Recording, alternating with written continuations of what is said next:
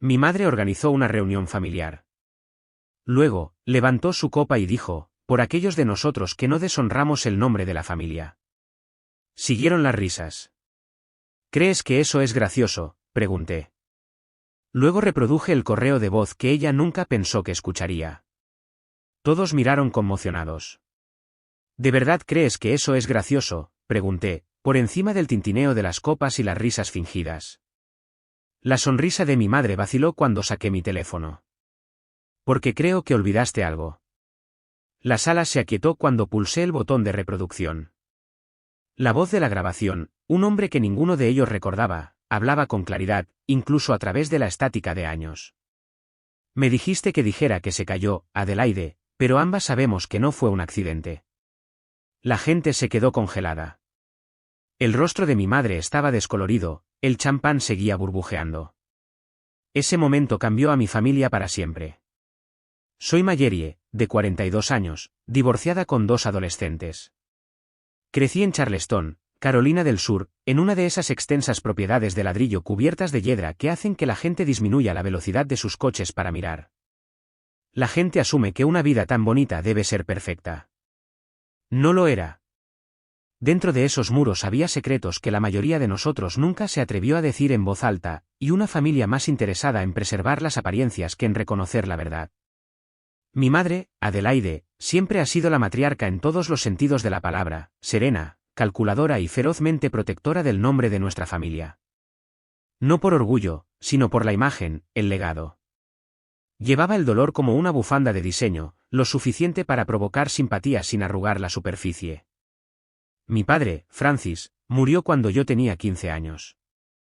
Se cayó por la escalera trasera una noche después de la cena.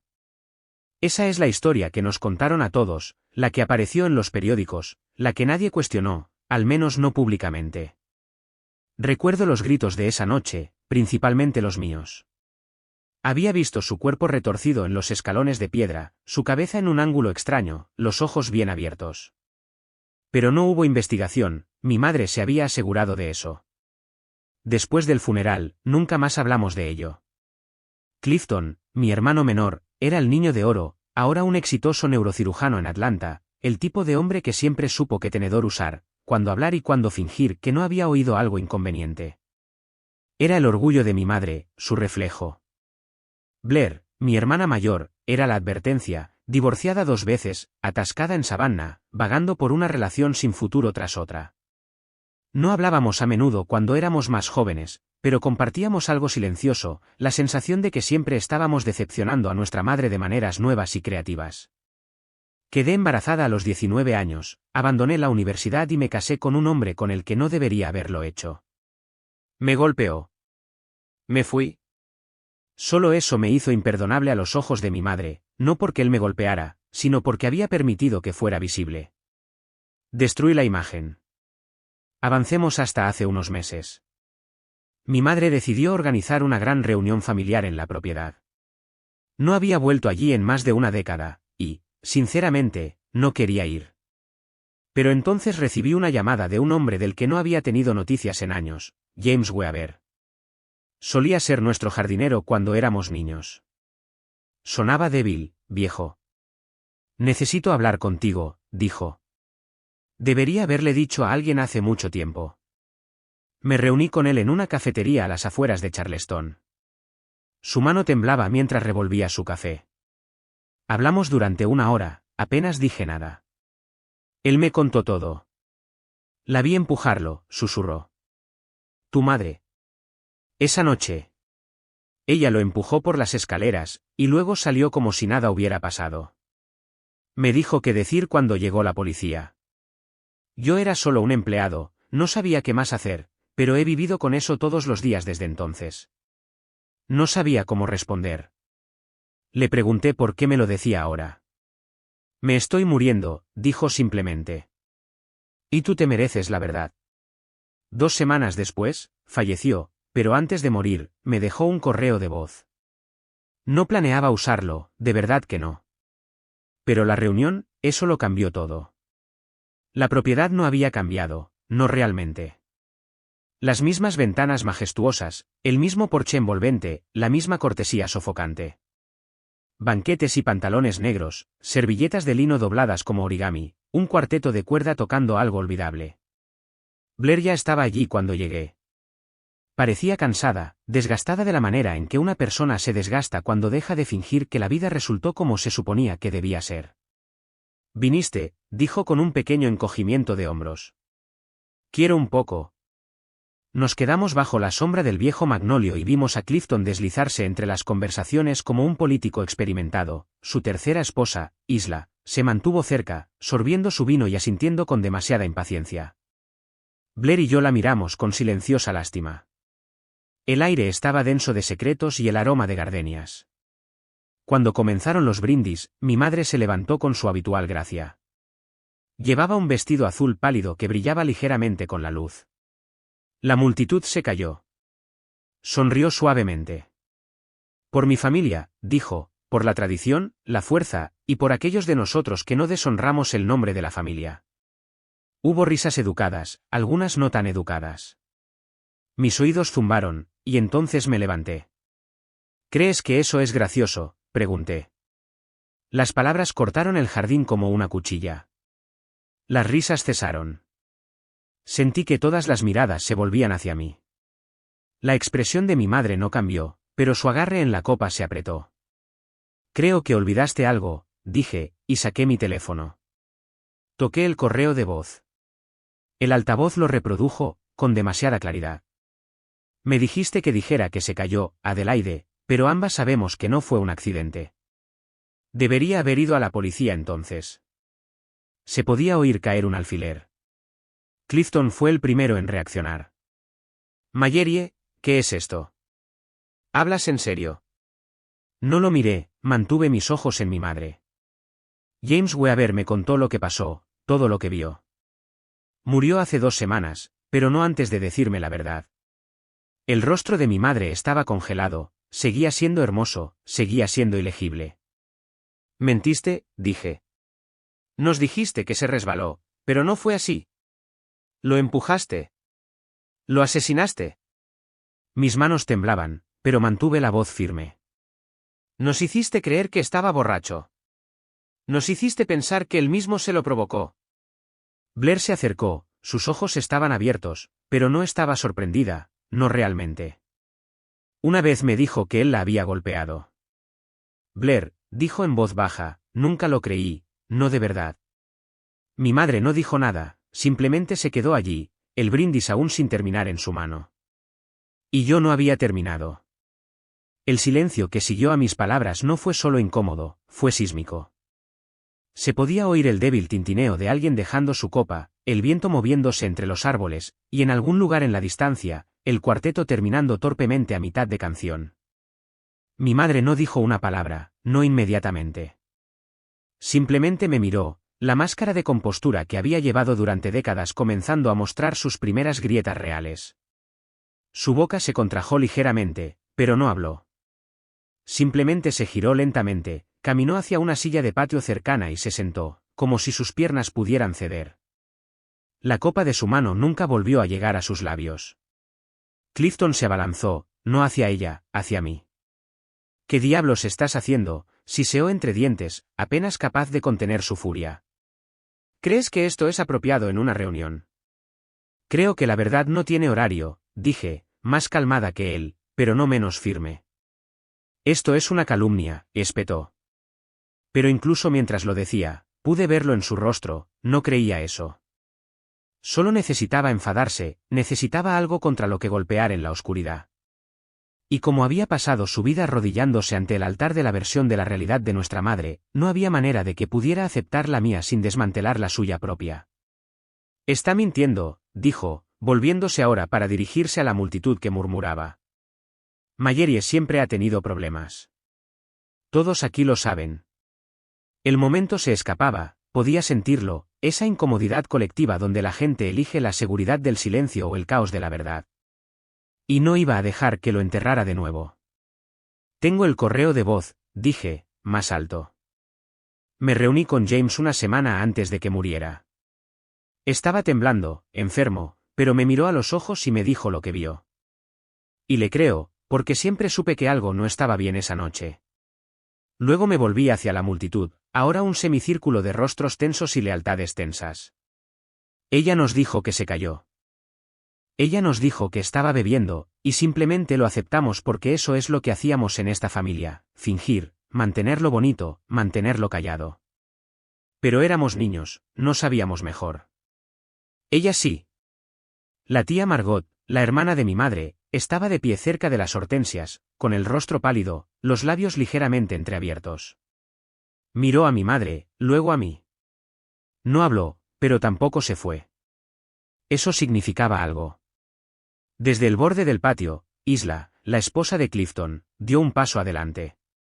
Su voz era suave, cuidadosa. ¿Por qué James diría algo así después de todos estos años? Porque sabía que se le estaba acabando el tiempo, dije. Porque ya no podía vivir con eso. ¿Puede alguno de ustedes? Blair no se había movido, no había vuelto a hablar, pero vi que sus hombros temblaban ligeramente, no por llorar, al menos no visiblemente. Pero conocía esa mirada, la sensación de que toda tu base finalmente se agrieta después de décadas de mantenerlo todo por el bien de otra persona. Alguien finalmente le dio a mi madre una servilleta. Todavía no había hablado. Se secó los labios con precisión mecánica, como siempre hacía cuando se sentía acorralada, pero quería fingir que simplemente estaba aburrida. Pero sus manos temblaban.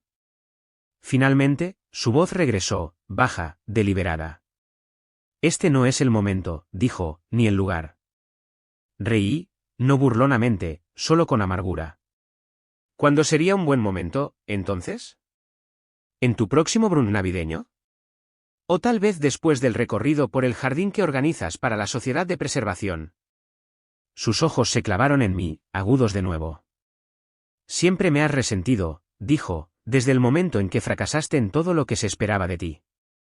Y ahí estaba, el cambio. Su máscara se agrietó por completo. Blair finalmente habló.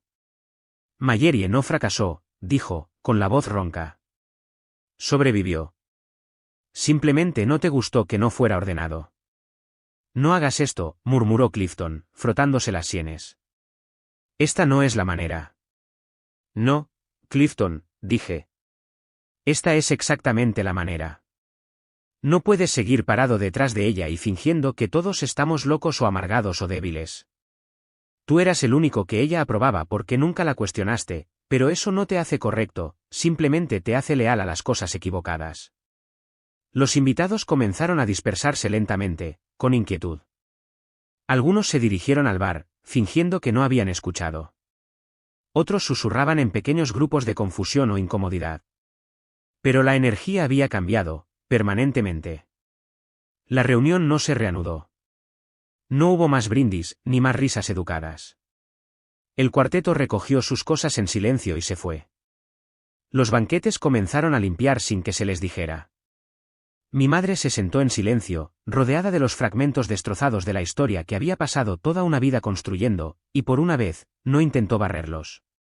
Blair y yo volvimos a quedar bajo el magnolio cuando el sol comenzó a descender por el horizonte. Las sombras eran más largas ahora, más pesadas. Nunca lo admitirá, dijo Blair suavemente. Tal vez no, respondí, pero eso no significa que la verdad no haya salido a la luz. Ella sacó su frasco y me lo entregó. Esta vez tomé un sorbo. ¿De verdad crees que ella lo empujó?, preguntó. No respondí de inmediato. Miré hacia la escalera trasera de la casa, la que todavía puedo ver en mis pesadillas. Recordé el sonido de la caída, el silencio, la sangre, la forma en que mi madre calmó a todos sobre qué decir cuando llegó la policía. Creo que hizo lo que pensó que tenía que hacer, dije finalmente. Y luego decidió que todos los demás tenían que vivir con eso. ¿Y ahora?, preguntó Blair, ella es la que tiene que vivir con eso. No volvimos a entrar. No quedaba nada en esa casa para nosotras. El sol se había puesto lo suficientemente bajo como para que el patio trasero estuviera bañado en naranja y dorado. Todo parecía pacífico, tranquilo, incluso hermoso. Pero eso solo hizo que el peso en mi pecho se sintiera más pesado, como si la verdad no perteneciera a un entorno tan cuidadosamente cuidado. Adentro, los murmullos no habían cesado. Todavía se podían oír, amortiguados por los gruesos muros de ladrillo de la casa, primos y tías y gente que no había visto desde que era adolescente, tratando de entender lo que acababa de pasar. Todos estaban tratando de decidir en qué versión de la historia creer, la que siempre les habían contado o la que yo acababa de obligar a salir a la luz. Ninguna de las versiones ofrecía consuelo, solo consecuencias. Blair no dijo mucho después de eso. Se apoyó en el tronco del magnolio y encendió un cigarrillo. Ni siquiera había intentado esconderlo. A mamá odiaba fumar. Esa probablemente era parte del objetivo, dijo después de un largo silencio. Nunca me perdonó, ya sabes, por irme la primera vez, por no casarme con el hombre que ella quería, por no ser ella. Nunca nos perdonó a ninguna de nosotras. No realmente, dije. Clifton es el único que siguió el juego. Él no está jugando, él ha comprado. Necesita creer que todo importa. Blair negó con la cabeza. A veces lo envidio. Debe ser agradable no cuestionar nada. Vimos a Isla recoger la parte trasera de su coche, con el rostro pálido y los movimientos robóticos. Clifton estaba paseando por teléfono, probablemente tratando de controlar los daños antes de que el chat grupal familiar se encendiera. La situación era mala, y eso le importaba más que nada. Blair soltó una risa seca. Acabas de derribar toda la ilusión en 10 minutos. No la derribé, dije. Ya estaba agrietada, simplemente dejé de fingir. Ella asintió y tiró la ceniza a un lado. ¿Y ahora qué? Esa pregunta quedó suspendida en el aire entre nosotras, no solo sobre el día de hoy, sino sobre todo, sobre los años que todas habíamos pasado bailando alrededor de un centro hueco, fingiendo que el silencio significaba estabilidad, sobre lo que viene después de que finalmente rompes algo que pasaste toda tu vida tratando de mantener unido. No lo sé, dije. Pero no lo siento. Blair me pasó el cigarrillo. Yo no fumaba, pero lo tomé de todos modos. Me quedé en Charleston esa noche, me registré en una pequeña posada en el centro cerca de la costa, lejos del infierno cuidado de la propiedad familiar. Mis manos todavía temblaban cuando llegué a la habitación, no por miedo, por adrenalina, por el peso de lo que había hecho. No dormí mucho, mi cerebro estaba zumbando. Seguí repitiendo todo, lo que dije, como lo dije, si debería haberlo hecho de manera diferente, si debería haberlo hecho en absoluto. Y siempre debajo de todo eso, el sonido de la voz de James en el correo de voz, todavía resonando en mis oídos. No lo borré, no podía. Era mi prueba, mi brújula, la única cosa real que tenía en una familia llena de mentiras practicadas. Por la mañana, mi teléfono estaba lleno de llamadas perdidas y mensajes de texto, algunos de números que no reconocía. Algunos son educados, otros están furiosos. Tía Miriam, necesitamos hablar de lo que pasó ayer. Por favor, llámame. Clifton, increíble. Lo has arruinado todo. Esto no ha terminado. Mayerie, una de las primas más jóvenes, Tessac, siempre me pregunté por tu padre. Gracias por decir algo. Eres más valiente de lo que yo podría ser alguna vez. Era el único mensaje que no me revolvió el estómago. Más tarde ese día, recibí un mensaje de Blair. ¿Quiere vernos, a las 2, hoy? Solo nosotras. No respondí inmediatamente. No quería ir, pero una parte de mí necesitaba un cierre, una confrontación, algo. Ni siquiera estaba segura de qué más. Cuando llegamos a la propiedad más tarde esa tarde, la puerta principal todavía estaba abierta, como si nada hubiera pasado. La fachada se veía exactamente igual, columnas blancas perfectas, paisajismo prístino y esa inquietante quietud que la casa siempre tenía cuando estaba demasiado tranquila. Mi madre estaba sentada sola en la sala principal, la misma donde solía organizar clubes de lectura y brunches navideños. Sin maquillaje, sin joyas, solo su cabello recogido y una gruesa chaqueta de punto envuelta alrededor de ella, a pesar de que hacía casi 80 grados afuera. No nos miró cuando entramos, simplemente hizo un gesto hacia las sillas frente a ella. Blair y yo nos sentamos.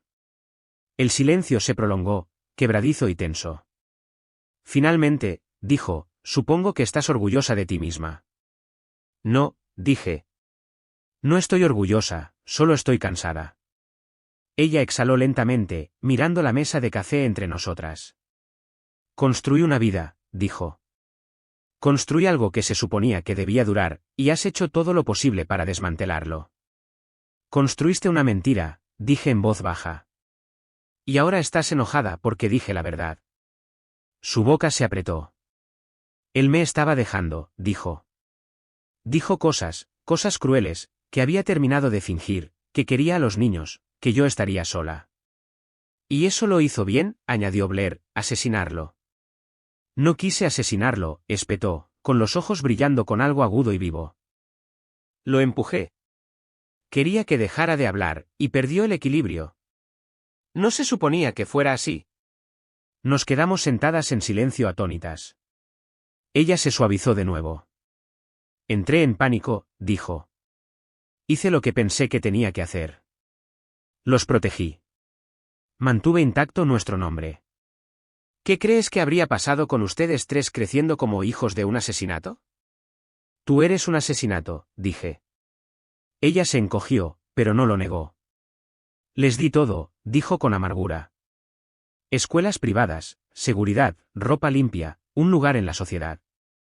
Mantuve todo unido para esta familia. No, dijo Blair. Los mantuviste a todos con miedo, con culpa. No te dan un trofeo por eso. Mi madre se levantó, caminó hacia la ventana y miró hacia el jardín trasero. Supongo que ahora estaré sola, dijo suavemente. Siempre lo estuviste, dije. Ella se volvió hacia nosotras, un destello de algo desesperado en sus ojos. ¿Qué quieres de mí, Mallory? ¿Una confesión? ¿Una carta? ¿Una disculpa? No, dije. Ya no quiero nada de ti. Ese es el punto.